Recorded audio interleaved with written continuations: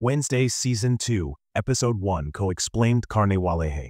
अब कहानी अब उस मोड़ पर पहुंच चुकी थी जहां वेडनेसडे की शक्तियां सिर्फ एक गिफ्ट नहीं, एक हथियार बन चुकी थी और डर से भरी एक नई कहानी की शुरुआत होती है।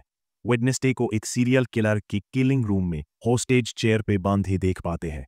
6 वीक पहले शुरू हुई सीजन 1 के अंत में उसे गुडी की बुक ऑफ शैडोज मिल गई थी, एक ऐसी रहस्यमय किताब जिसमें छिपी थी सदियों पुरानी सच्चाइयां और गुडी की वो टीचिंग्स जो अब वेडनेसडे के लिए गाइड बन चुकी थी।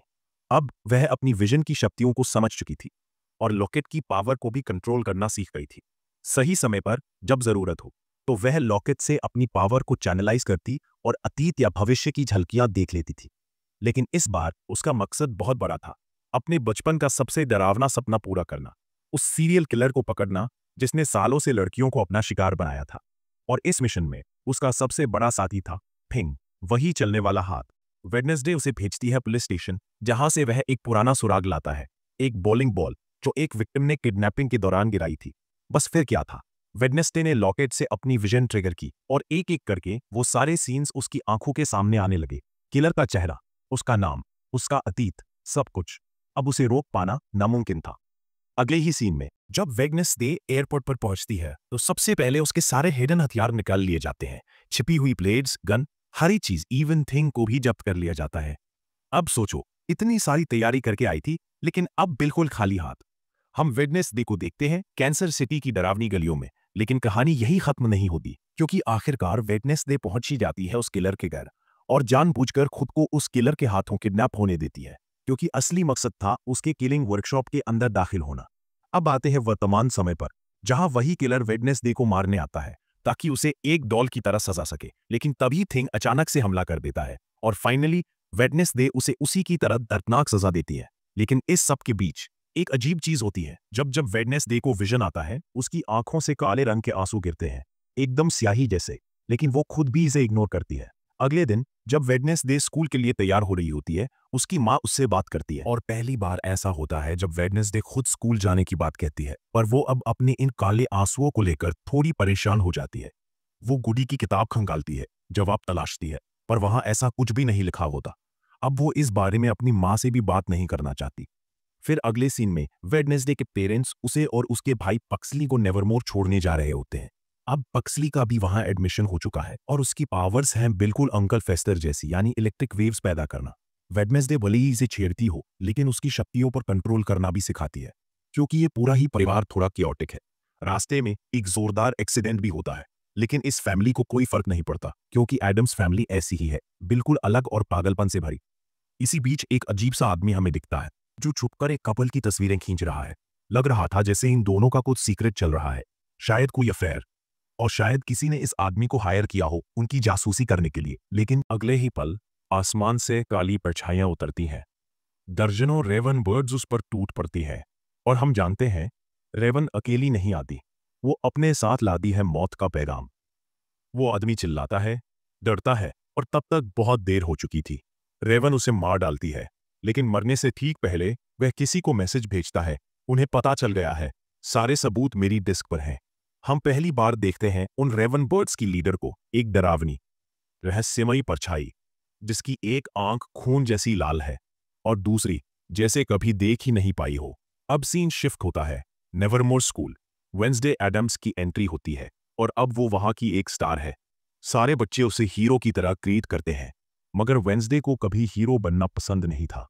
उसे तो बस अपना स्कूल बचाना था, नेवरमोर, जो अब उसका फेवरेट बन चुका है।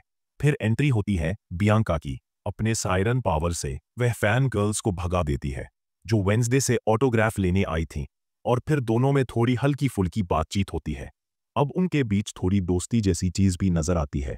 इसके बाद हम मिलते हैं स्कूल के नए प्रिंसिपल से, मिस्टर बैरी डॉट, एकदम मजाकिया, खुश मिजाज और पुराने ट्रेडिशन में यकीन रखने वाले इंसान। वो वेडनेसडे से कहते हैं कि वो फाउंडर का पुराना बोनफायर फेस्टिवल वापस ला रहे हैं और वेडनेसडे को स्टूडेंट ऑफ ऑनर बनाना चाहते हैं। मगर वेडनेसडे को इससे कोई फर्क नहीं पड़ता, उसका स्वभाव हमेशा से अलग रहा है। अब वो अपने रूम में पहुंचती है और उसकी सबसे प्यारी दोस्त एनेडो से मिलती है। दोनों बहुत खुश होती हैं और एक दूसरे को गिफ्ट देती है। वेडनेसडे का गिफ्ट था एक डरावनी डॉल जो उसी सीरियल किलर की थी, जिसने असली इंसानी बालों से उसे बनाया था। एनेड उसे हाथ में लेती है और कहती है, ये काफी सॉफ्ट है, रियल लग रहे हैं। वेंसडे मुस्कुराती है क्योंकि वो असली ही है। फिर वेंसडे बताती है कि उसकी नॉवेल को पब्लिशर ने रिजेक्ट कर दिया क्योंकि उसमें काफी गलतियां थीं। इसी बीच एनेड का क्रश एजेक्स उसे मिलने आता है, लेकिन एनेड उसे नजरअंदाज करती है।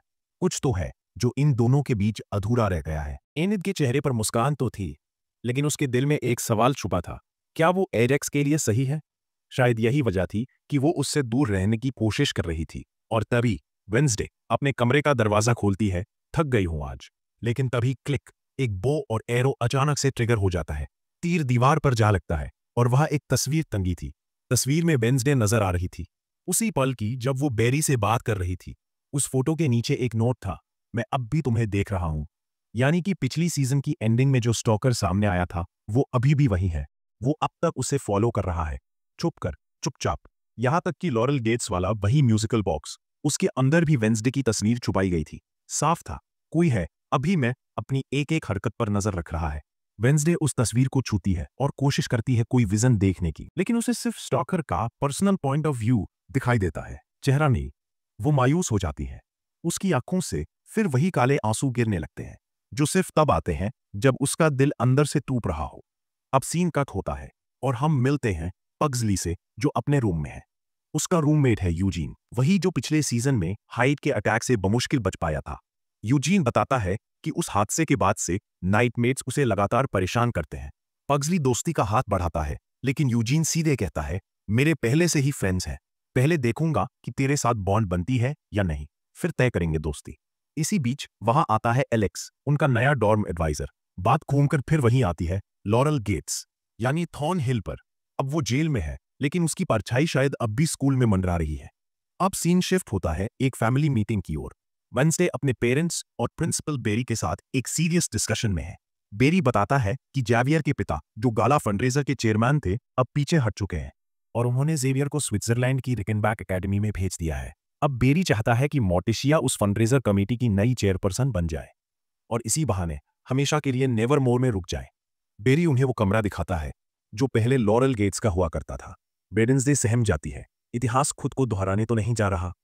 मोर्टिशिया अपनी बेटी से कहती है, अगर तुम्हें असहज महसूस हो रहा है तो मैं यही नहीं रुकूंगी। और फिर वह एक अहम बात कहती है, जब तक तुम्हारी ब्लड लाइन से कोई गार्जियन स्पिरिट नहीं आता, मैं तुम्हारी मेंटोर बनूंगी। और बातों बातों में एक नाम सामने आता है, ओफिलिया, मोर्टिशिया की बहन। वो भी एक रिवन थी और उसके साथ हुआ था एक भयानक हादसा। वेडनेसडे की आंखों में अब सवाल थे, क्या उसका अतीत फिर से उसे पकड़ने आ रहा है? अब कहानी धीरे धीरे गहराई पकड़ रही है। मोर्टिशिया को लगने लगता है कि वेडनेसडे कुछ छुपा रही है।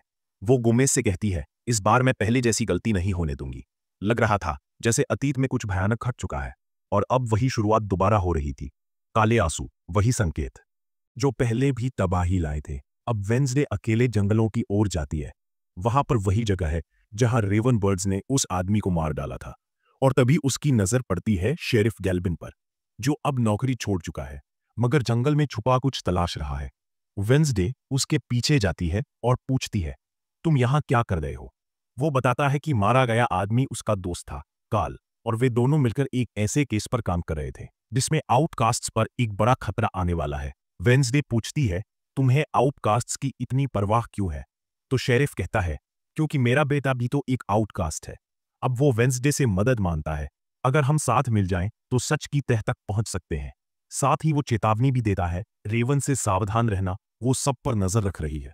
और जैसे ही वो ये बोलता है, हम देखते हैं वही लीडर रेवन एक टहनी पर बैठी है और उसकी लाल आंखें वेंसडे पर टिकी है। अब कहानी वापस लौटती है नेवरमोर स्कूल की ओर। यहाँ एजेक्स सारे स्टूडेंट्स को एक डरावनी सुना रहा है, द स्कल ट्री की कहानी थी एक बीमार लड़के की जिसका दिल बहुत कमजोर था और जिसके पास ज्यादा वक्त नहीं था, मगर वह एक जीनियस था और उसने खुद के लिए एक मैकेनिकल हार्ट बना डाला। वो ठीक तो हो गया, मगर उसका दिल अब मशीन बन चुका था। धीरे धीरे वह बेहद कोल्ड और एम्बिशियस हो गया और नेवरमोर में दाखिल हुआ, लेकिन उसके इन्वेंशंस काले होते चले गए और एक हादसे में उसकी मौत हो गई। अब उसका शरीर स्कल ट्री के नीचे दफन है और कहते हैं अगर कोई उसके पेड़ की आंख पर कान लगाता है तो उसे उसके मैकेनिकल हार्ट की धड़कनें सुनाई देती है। ये कहानी पग्सली को एकदम मोहित कर देती है। अब सीन बदलता है और हम देखते हैं प्रिंसिपल बेरी की, जो अब बियांका पर प्रेशर बना रहा है। तुम गाला की डोनेशन कमेटी की हेड बनो, जितना हो सके फंड इकट्ठा करो, चाहे सही रास्ते से या गलत से। जैसे तुम्हारे माता पिता करते हैं। बियांका के पास कोई रास्ता नहीं बचता क्योंकि बेरी साफ कह देता है वरना स्कूल छोड़ना होगा। बियांका मजबूर होती है और अब वो ये ऑफर मान लेती है। अब सीन जाता है उस स्टॉकर की ओर जो अब भी वेंसडे की हर एक हरकत ट्रैक कर रहा है। वो एक फोटो उठाता है और उसमें से वेंसडे की आंखों के हिस्से को काट देता है, लेकिन अब भी उसका चेहरा हम नहीं देख पाते। फिर सीन शिफ्ट होता है वेंसडे की तरफ। वो अपनी जेली डिश में बिजी है। तभी उसकी नई म्यूजिक टीचर मिस कैप्री वहां आती है। वो वही है जिसने सिर्फ 10 साल की उम्र में अपना पहला म्यूजिक एल्बम रिलीज कर दिया था। दोनों में थोड़ी बातचीत होती है और पहली बार वेंसडे को किसी से थोड़ी इंटरेस्टिंग वाइब महसूस होती है। अगले सीन में बोनफायर की तैयारी शुरू हो चुकी है।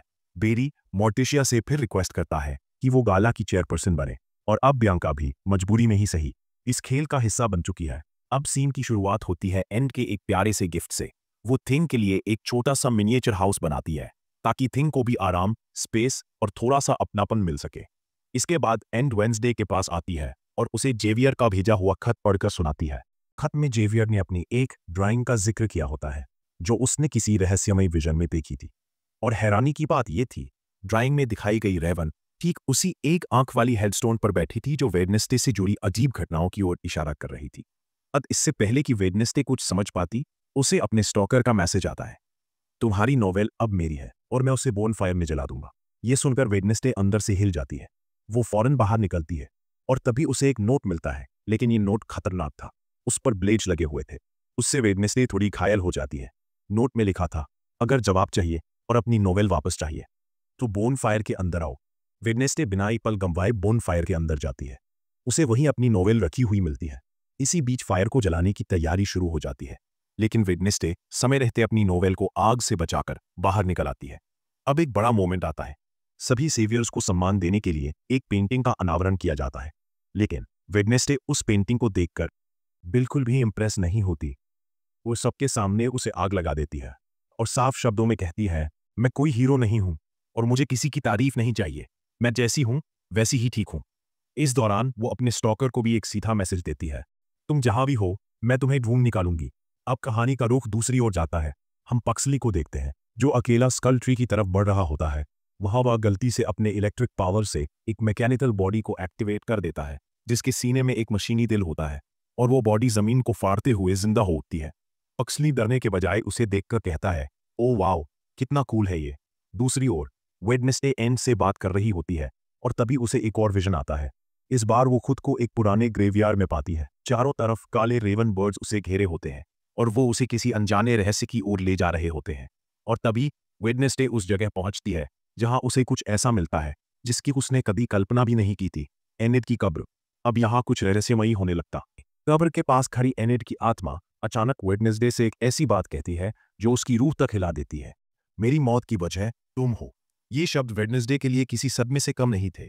एक झटका, एक ऐसा सच जिसे सुनकर वो खुद को दोषी महसूस करने लगती है। यहीं पर पहला एपिसोड खत्म हो जाता है, एक सस्पेंस के साथ। अगर आपको ये एपिसोड इंटरेस्टिंग लगा हो तो आगे आने वाले एपिसोड्स और भी ज्यादा ट्विस्ट और सरप्राइज से भरे हुए हैं।